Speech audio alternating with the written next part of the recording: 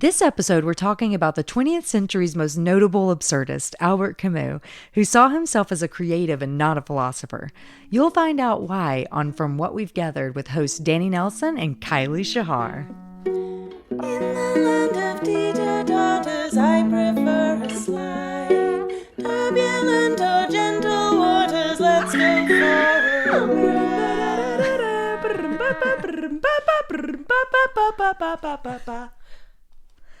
Hi, Kylie. Hi, Dani.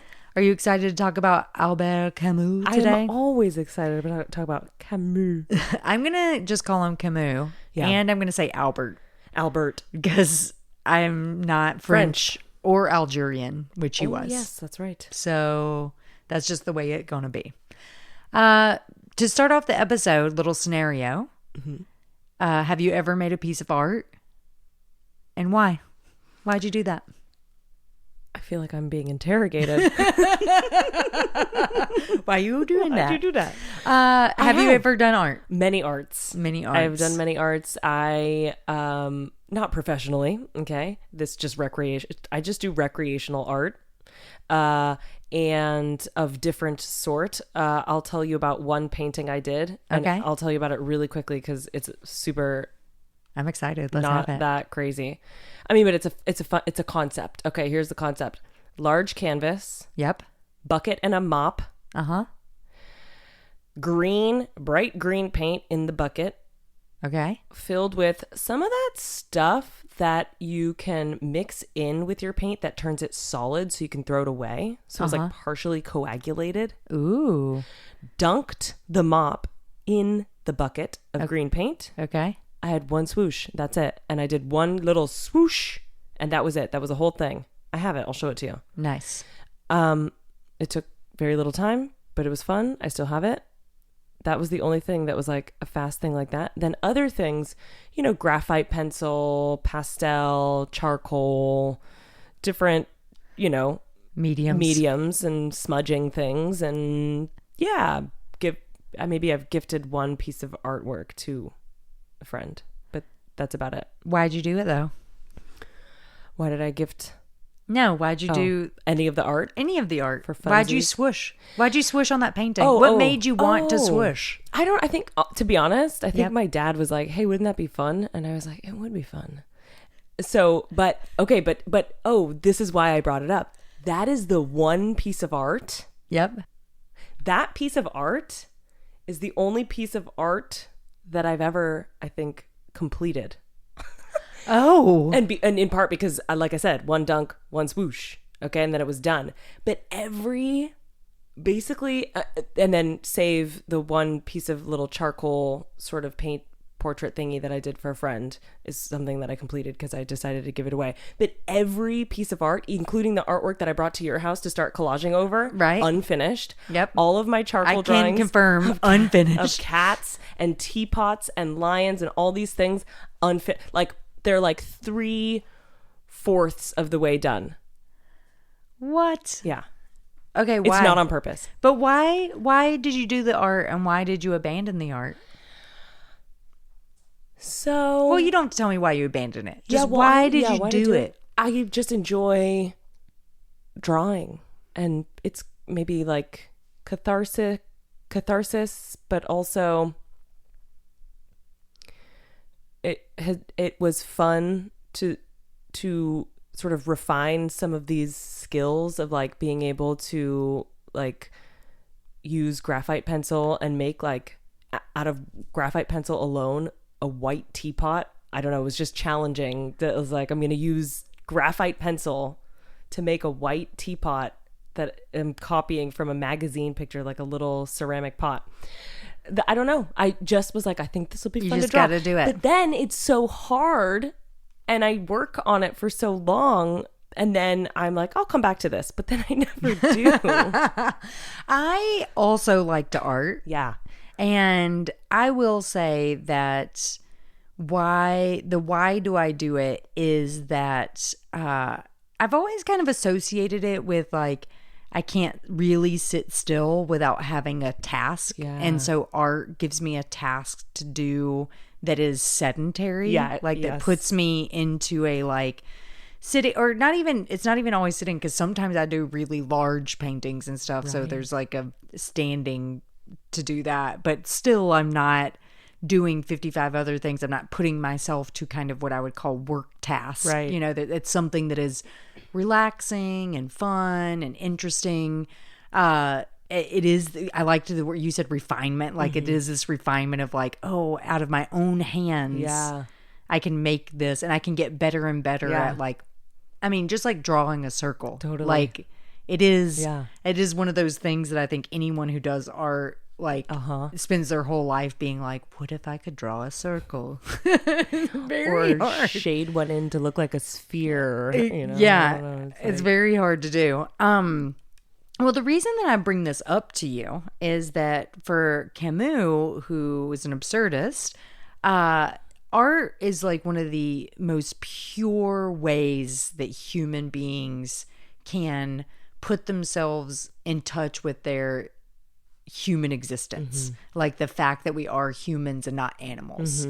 And, you know, in his mind, he would not put a lot of humans aren't animals kind of, you know, weight on that. Yeah, right. Because humans are animals, but we are a different sort of animal. Like, and part of that is this ability to create. Yeah. Which, as far as we know, I mean, we do know that there are animals who use tools and things like that, but we have yet to find animals that actually create art. Right. Which for no purpose. Right? It doesn't have a... Yeah. intended it's not for task. Like mating. You're not making this beautiful nest. I'm exactly. thinking of some I don't know, crazy birds or whatever. Yeah. You know, yeah. It's not like a nest that you're making to woo your right. Ooh, I didn't even think about those birds that bring all the same blue. Like they're like, I'll get everything that's the exact same blue color, which is insane. Remarkable. I know. It's so crazy. If you don't know what we're talking about, you'll have to go to the internet because we don't have the time to get into that. But just to keep it in general terms, like this is something that is part of the human, the absurdity of being human, because there is this desire in us to do things like art that do not have a biological purpose to it. But it is everything in our being has these desires to kind of music is like another thing like that, where, you know, who knows how many tens of thousands of years humans have been making songs. Like the fact that we do that to communicate, to tell stories, to just enjoy. Yeah. Like, you know, not even for, you know, a cultural purpose, just for entertainment's purpose. Yeah. So a little bit about Camus. You actually may remember, if you had decided to listen to the episode we did on Sartre, or Sartre, depending. Again, we had that whole discussion of how do you say that name during that episode. But famously, they were like best friends, and then had this huge friendship breakup over their belief systems. They could not, they came to this point where they were like, oh, we think so differently on this. We actually can't come back together. And so he was born in 1913, so right around the First World War, and he was Algerian, and part of his like life was that he was born into, so a lot of French, so Algeria used to be a French colony before it became its own country, and so there were a lot of people who had moved from France to be there to kind of create a new life, like just in the same reason any immigrant goes to another place. It was a little bit different since it was occupied. You know, they were seen as kind of occupiers. But he was just born there, very poor family, like very working class family. But he was just a genius kid. Like everyone knew from the get-go that he was like had a spectacular intellect. And actually he ended up being the second youngest person to ever get the Nobel Prize for Literature. Like, really, really smart guy. Unfortunately, he died when he was only 47 years old because he died in a car crash, which is crazy because he always avoided cars. He would ride train. Like, he really, really, really did not like driving in cars because he felt they were very unsafe. And he ended up dying in a car crash. Where a man hit a tree that was in an open field. It was a single tree in an open field. Oh my God. Isn't that bizarre? That is really bizarre. Yeah. So anyway, so he was a prolific writer, wrote tons of stuff. Even if he hadn't died in that car crash, he probably wouldn't have been very long lived because he had tuberculosis most of his life. So he would go into these long bouts of being sickly. So like he had to leave university several times. Like there's just a lot of like ups and downs with his own health. But don't you worry, it was the mid-century, so he still smoked cigarettes. Yes. He was Avidly. He was still one of those sitting in a French cafe, smoking cigarettes, talking about the problems of the world. So part of his mega celebrity was, you know, he hung out with all these people who were existentialists. We talked about this in that last episode. We were talking about Sartre.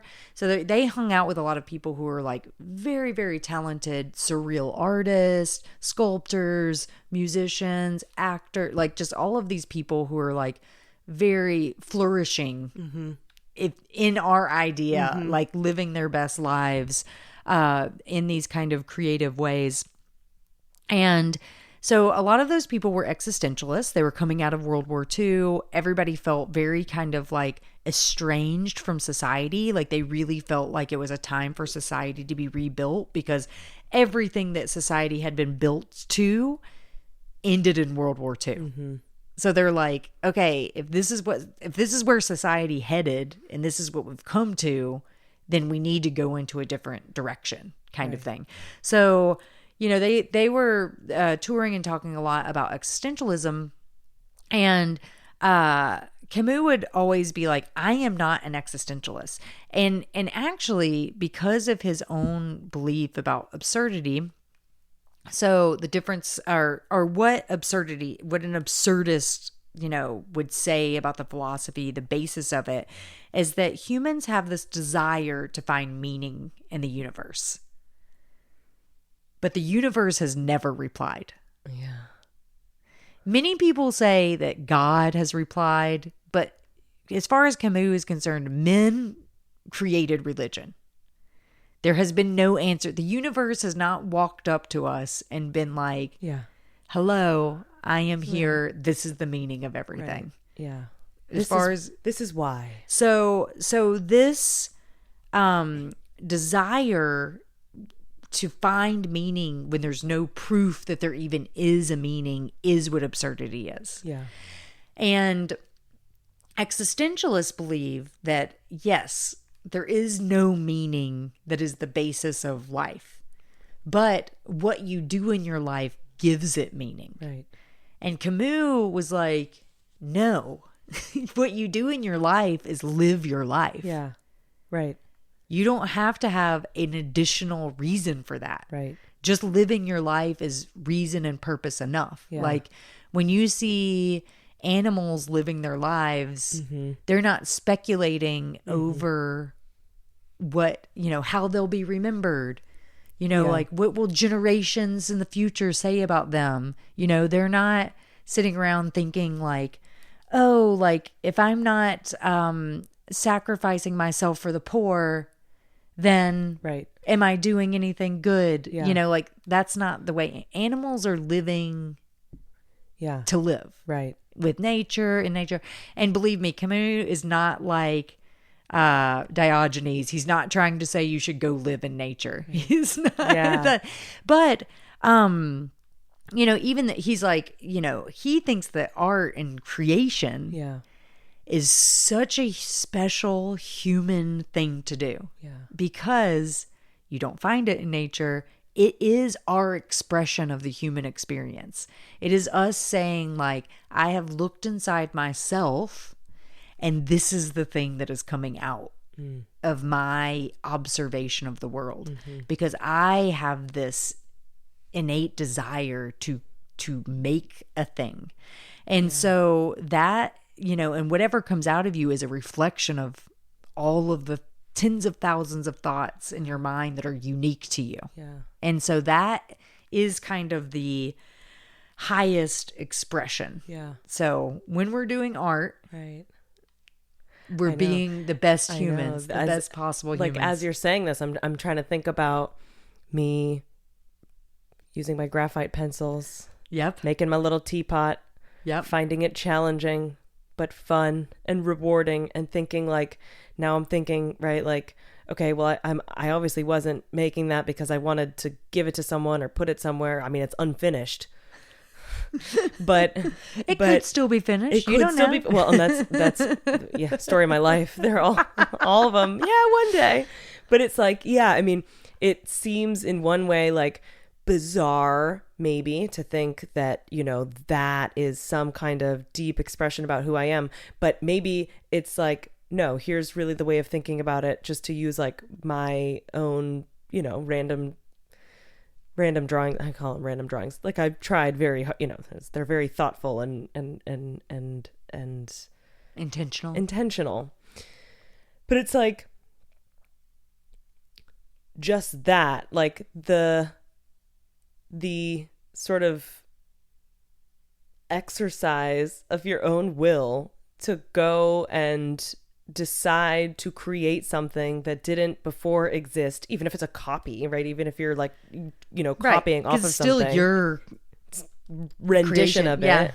And like being able to produce it and put it out into the world, even if it doesn't see the light of day or it, you know, doesn't even totally get finished, is really remarkably, uniquely a human, you know. I mean, I'm not saying that some animals in their own ways don't create things, but, you know, creating art, even if you don't take it to be something that's like a reflection of your deepest, most precious understanding of you and your place in the world, like even if it's something that seems so ordinary or not that special, is kind of really remarkably an exercise of a uniquely human kind of production, which is like a way.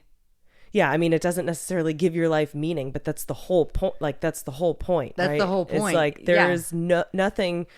And nothing gives it meaning. Yeah. There is no meaning. And there's no meaning to be had. And that's fine. And it's fine. It's not like a sad thing to, right? This is not like a depressing conclusion to arrive at. Like, it's actually a liberating kind of like door opening sort of realization that it's fine, that they're just assume there is no meaning, and that's fine. Enjoy your life. I mean, enjoy doing the be alive. Teapot. Here you are. Make a teapot and don't finish it. Don't finish it. Start a new one. Start a new one. You don't. It doesn't matter. It doesn't matter because what you have already gained out of it exactly what its purpose was, which was for you to exercise being a human being. Yeah. Like, and so that leads us into this idea. This doesn't, you know, this kind of can lead to a nihilistic frame of mind.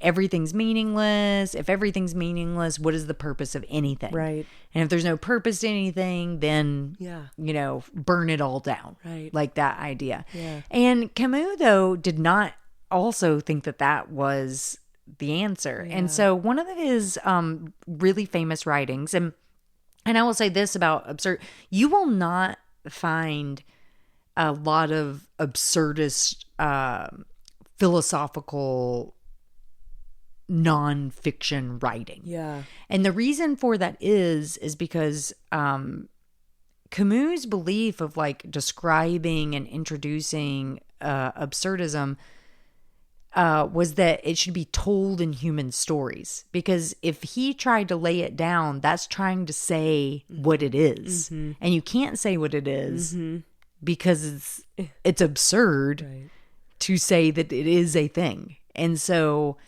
he believed the only way to talk about absurdist beliefs, it was through like he wrote a lot of plays, he wrote a lot of books, essays, like those sort of things. And so one of those things that he wrote was called the Myth of Sisyphus. And Sisyphus is a very, very famous myth. This is not something that he made up. This is been told for several thousands of years. Many centuries. And so if you're not familiar with it, just, kind of a short version of the story is there's a guy, he makes the gods mad, he escapes from Hades, he gets punished, he gets put back in Hades, he escapes again, and then his punishment is that he can never die. But not only can he never die, but because he's made the gods so mad, because he stole something, he did some stuff and things. But I mean, for humanity, for our benefit and his. But his punishment is that he has to push a boulder up a hill, up a mountain, over and over and over again. And every time he gets it to the top of the mountain, it immediately rolls down again. And he has to go back to it and get it. And for many people, this myth is tied to the idea of the toil of just like being a human being. Like you wake up, you have to go to work for the man, get your paycheck, pay your bills. Even in old timey days, wake up, work the farm, feed the cat, milk the cows, like whatever, put food on the table. And then you just go to sleep and you do it all again. Like rinse, repeat. Exactly. You do it. You again and like again and again. Over it again. Never stops. And it never stops. And it's seen as this kind of like reflection of that, like kind of, again, like just like, what is the purpose of all of this? Yeah. If it's just pushing a boulder up a hill and it's just coming back down again. Yeah. And so Camus' whole thing is like, there is another way to look at this. And for him, this idea that for Sisyphus, he got to know he knew every single day what it was that he would be doing. Yeah. And what he would be doing would be pushing a boulder up a hill, and then it was going to roll back down, and he was going to walk back down to that boulder, and then he was going to do it again. And so to him, this creates this freedom because he doesn't have to wonder what the meaning of life is. Mm-hmm. He doesn't have to be concerned with what his purpose is. He's not like agonizing over like what it is about his life that he has one thing he's doing and he's got to do it. Yeah.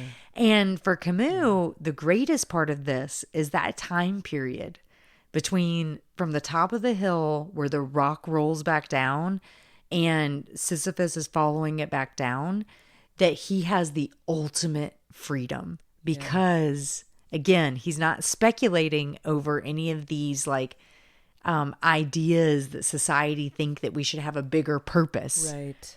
He already knows his purpose, so he's able to spend that time from the top of the mountain back down to the boulder being completely, utterly free. Looking at the flowers, thinking of his wife, like just enjoying the act of being. Yeah.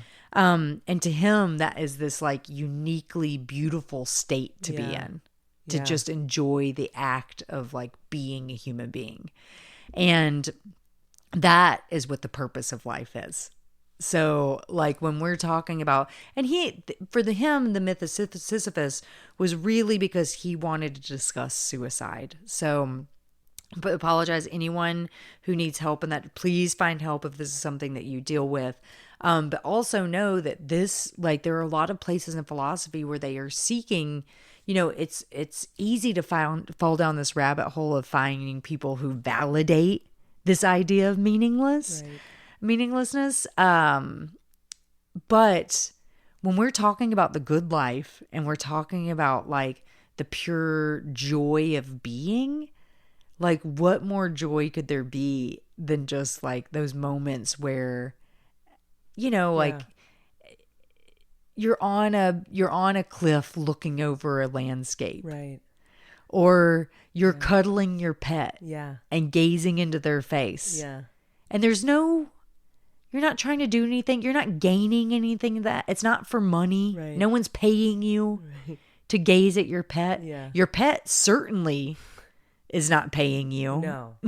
Like, and I'm using payment sadly because we live in this society, this capitalist society, you know, but like it's an expression. That relationship you have and that time you spend with a pet is, it's just a human experience. Yeah. Again, what other animals keep pets? Right. That we know of. I don't Again. think any. Well, you know, there's all those, you know, whales have like the little fish that, you know, eat all the things. Are those pets? No, they're totally not pets. I mean, you don't know. Well, You're presuming. I think Because just because there's a symbiotic relationship where they're like eating mites off of them or whatever.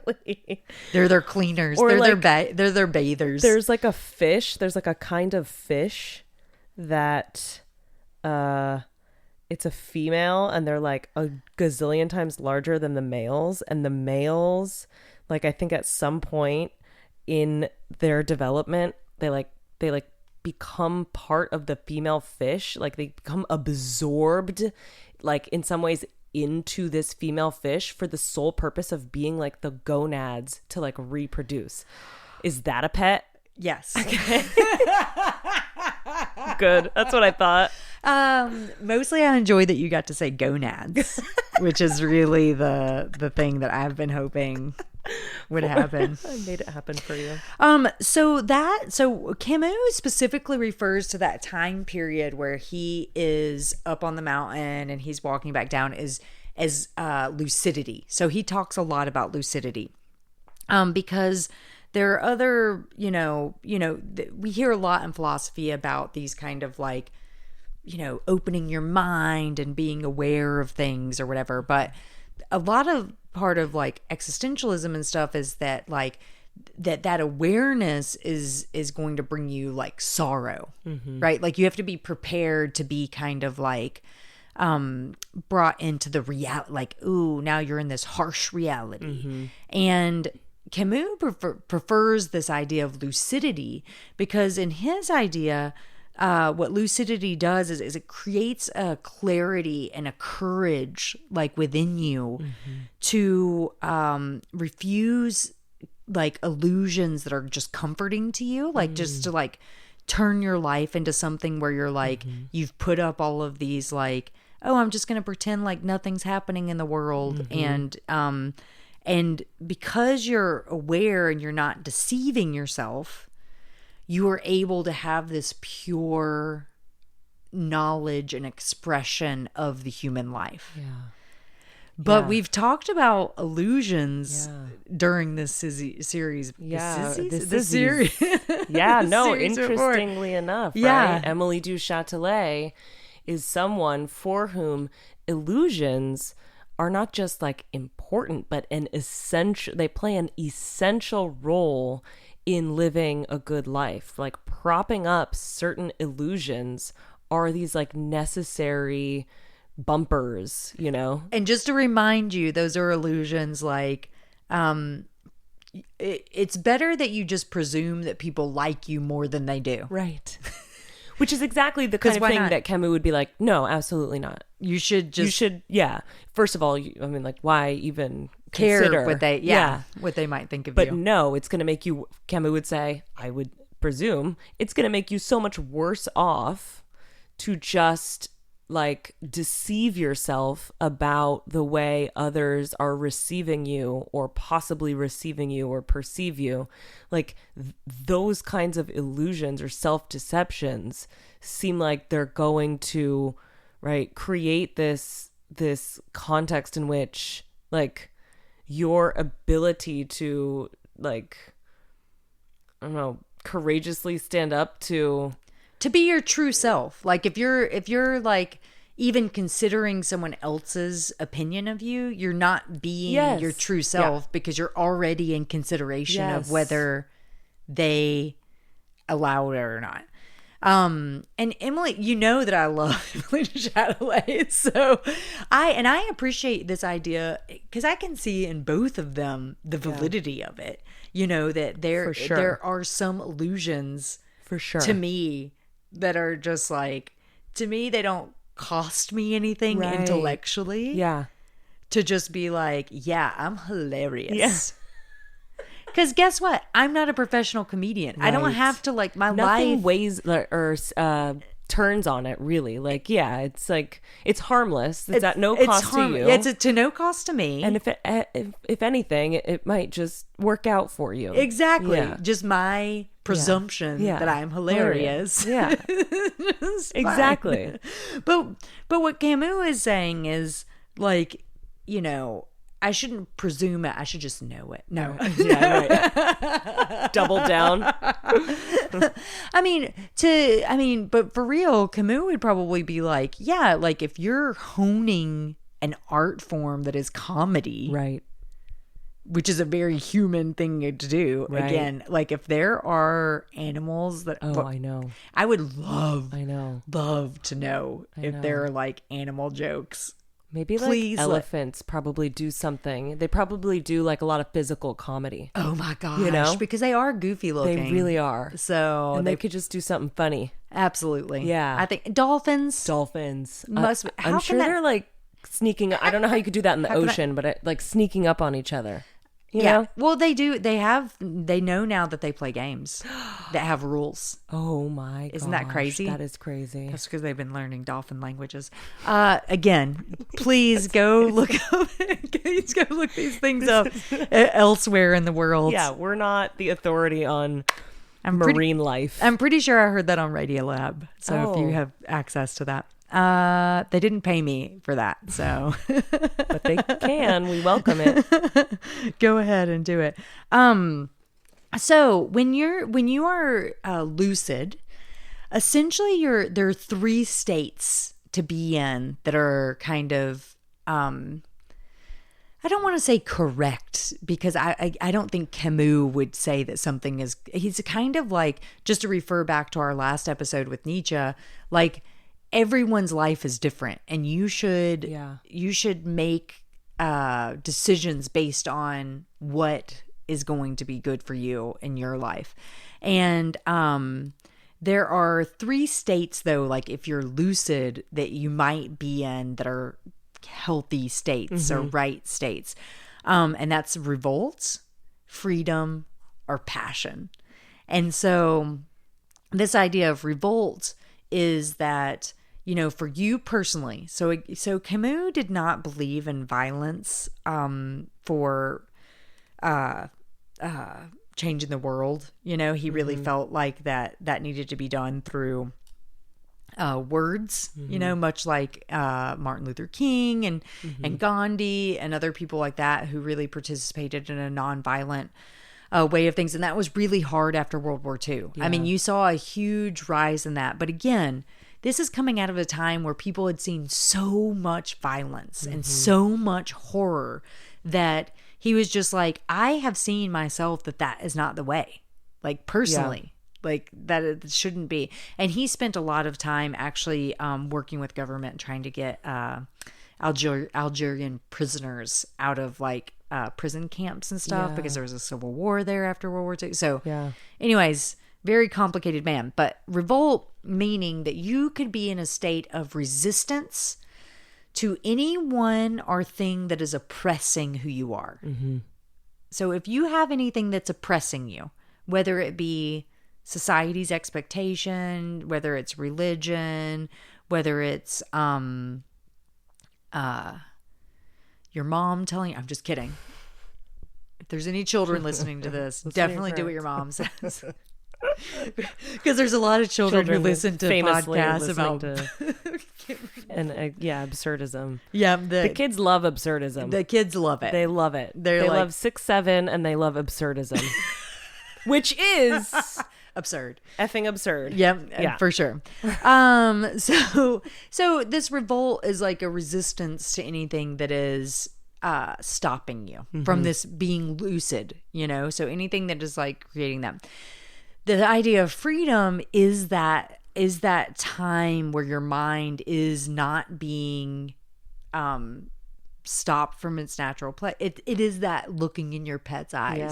Yeah. It is that just like, I am in a state of being that is true to me. Yeah. It feels good. Yeah. It is the good life. Yeah. This is like, the flourishing that we hope for. That is like the freedom.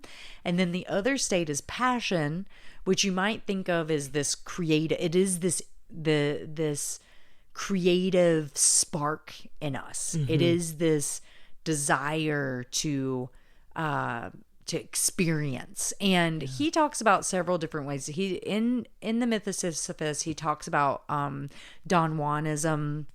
He talks about the adventurer, and he talks about the actor.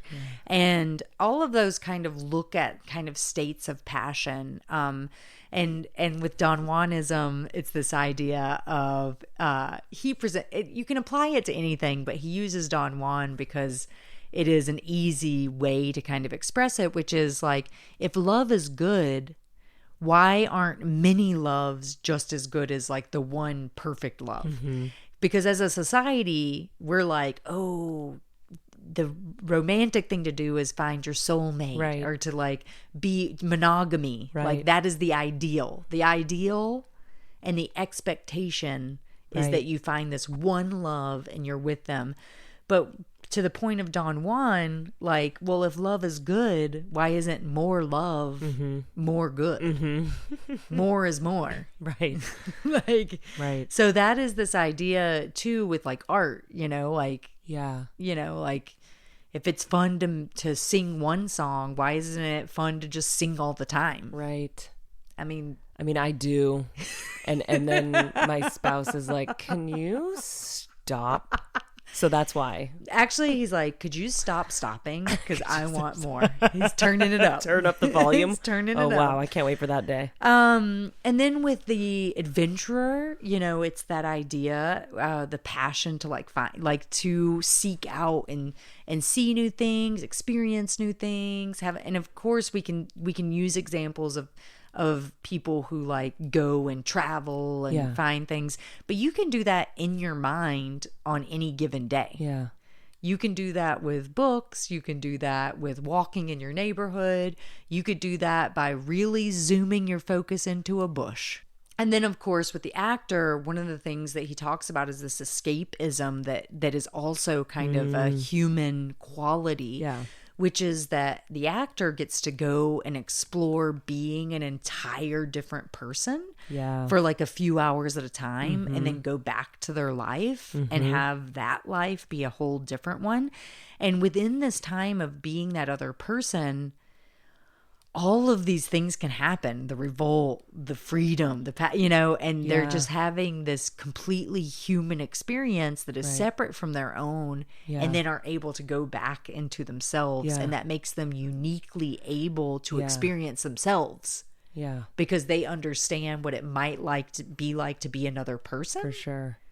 Yeah. They then know themselves even more. Yeah. So there's all of this, all of this turns back to this meaningfulness, like when we talk about, when we get into this nihilistic idea, and especially with the way society is right now, where they're just as people can get into this really hopeless mindset, there is this opportunity to explore the vast joy that's in your own mind. Yes. That's in your own experience as a human being. Yeah. That, and I this is my personal belief. I'm sure that Camus probably maybe somewhere thought this. If you read The Stranger, it's something that it's one of the most read books in the world. So if you haven't read it, I highly recommend it, because it does explore these ideas in really strange way. Hence The Stranger. But I believe that that when you experience yourself, a trueness with yourself, it does spread to other people. Yeah. It does spread to the world around you, either in the works that you do, or in just the joy you take in the world. For sure. The openness that you have with other people, the desire to know what they're doing and what they're happening. I think that is a ripple effect that you can take out into the world, and is really hard to have that ripple effect when you're sinking into despair. Yeah, for sure. So don't despair. Despair not. Despair not. And so the thing that I'm going to ask you to do this round is I want everyone to do a self-portrait. Ah. And it doesn't have to be painting. Okay. Yeah. Okay. Because not everyone's a painter. Not everyone is a painter. It could be. What could it be? It could be a collage. Ooh, I love a collage. You do love a collage. But I think it also could just be writing a paragraph. Oh, that's so nice. Of like who you are. Like, this is a Yeah. portrait of myself. Oh, yeah. You know, it could Yeah. be taking a selfie and using all the filters and like and making it into something that wasn't just a thing that the camera gave you. took and Yeah. said that what you are. Yeah. Like, it could be Yeah. anything. I'm just saying, Yeah. take a moment to reflect on yourself, Mm-hmm.